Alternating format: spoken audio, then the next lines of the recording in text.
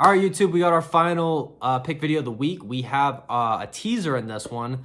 The teasers have been unbelievably successful this year, so let's keep going with the teasers. One teaser, it's one unit, so we will be rocking with the Dolphins +9. They are on the road against the Houston Texans, and we'll be combining the Dolphins +9 with Seattle Seahawks +8.5 on Sunday Night Football hosting the Green Bay Packers. So Miami Dolphins are getting 3 points on the road. We're teasing them up to 9. Look, I think this should be a pick'em game. I've watched CJ Stroud enough this year to see that he is not. I don't know, man. I don't know what's going on with him. He's not the guy I thought he was going to be this year. I think he took a little bit too much time this offseason being Mr. Oh, I have a little bit of clout now. I'm a little bit popular now. Everybody thinks I'm the best rookie quarterback ever. I don't have to practice as much, focus on the things that matter. Maybe I'm wrong. Maybe he was still working really hard during the offseason. But you always saw him in Japan or on a podcast. Like, he was always doing some non-football shit, it felt like. And my point is, whether that's true or not, or the reason for this, he just doesn't look as good to me this year.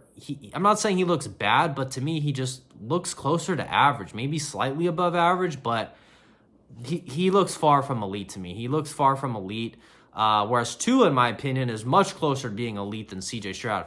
Tua, I think, has been very, very efficient and effective since goofball fucking coach Mike McDaniels has been there. As goofy as that guy is, as long as Tua's playing, they seem to be pretty good on offense. Tough one last week against the Jets. Their thing that drives me crazy is their defense. I just think they're so soft. They're really bad at tackling.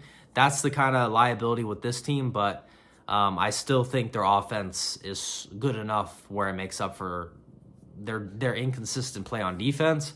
And I just think this is way too many points. +3, like I said, this line should be pick 'em. I don't want to grab a +3. I could still lose. Like, it doesn't excite me. Even if it goes 3, it's a push. Like, that doesn't do it for me in this one. I'd rather tease this up to +9 and have a higher probability of winning. So we will tease the Dolphins up +9 in a game where Miami puts up a lot of points. I think it would be hard for them to get blown out when Tua is playing. That's just my opinion. I think the game result could go either way. I think it's basically a coin flip on which team wins this game.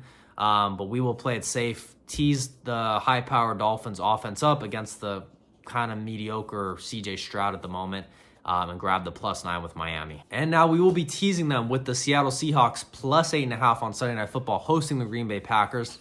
Look, guys, Seattle's a team that it took me a little bit of time to get around this year. It's not that I love Seattle. I don't love Geno. I think Geno looks really good at moments, but then he has moments where he makes the worst decisions and throws bad picks. I do think Jordan Love is significantly better, and I know everything I've said so far is like, okay, well then why the fuck do you like Seattle? I'll get to it. So yes, Jordan Love is significantly better than Geno Smith in my opinion. But this is a play that the type of play I should say that I think I've only done once this year. It's a couple things. Seattle's at home. Seattle has been known for years for their one of the best home field advantages in football. Always a very loud crowd.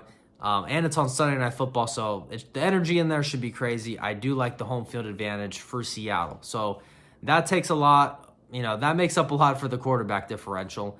And then for me, like the Packers, I would say they've had a pretty good defense this year.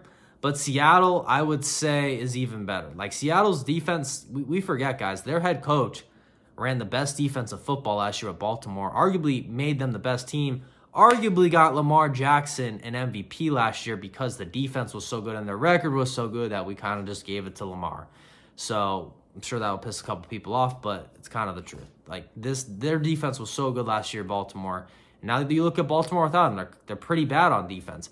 Now this year, Seattle's been a bad defensive team for years under Pete Carroll. I mean, they were good, of course, under Legion of Boom, but they had a long stretch there where they were just horrid on defense. 1 year under their new coach, and their defense has been really, really good. You're starting to see that, especially the past few weeks. Pick sixes consistently, just low scoring scores for their opponents. So this is a game where I am picking Seattle because I think Geno's good enough. I don't think he's as good as Jordan Love, but he's good enough to get them some points. The defense of Seattle I really like, and they're at home. So I'm really back in the defense and the home field advantage situation here. The only other time I've done this was Chargers on Monday Night Football hosting Baltimore. Chargers didn't end up winning that game, but we won our bet because we had them on a teaser at plus, I think, 7.5 or something. They came through on that. And that's all we're doing here is we're teasing it up, and we're saying the defense and the home field advantage. Geno does enough. This should be a close game. This is very similar to me to the Miami handicap that I had earlier in this video. I don't know who wins this game. I think it could go either way. I think it's basically a coin flip. Packers are laying 3 on the road. I think it should be closer to a pick'em game. Yeah, I get Packers had a mini bye with coming off a Thursday night football week, but I just think the Seahawks defense is still being undervalued with the home field in a primetime game. I think it's a war. I think it's a coin flip. It goes either way. But honestly, the more I think about it, Seattle needs this one more because Packers are probably just going to be a wild card team regardless because it's going to be hard to catch the Lions. But Seattle got the Rams on their ass, so Seattle needs to get this win because if the Rams beat them again, they'll have the tiebreaker over them. So Seattle really needs this win, and I just think they're good enough on defense to keep this one close. So we will tease Seattle up from plus 2.5 to plus 8.5. That's our teaser, guys. So we got Miami Dolphins plus 9, Seattle Seahawks plus 8.5. Minus 125 odds is what I get on these teasers. So for every $100 you bet, if it wins, you win $80 in profit.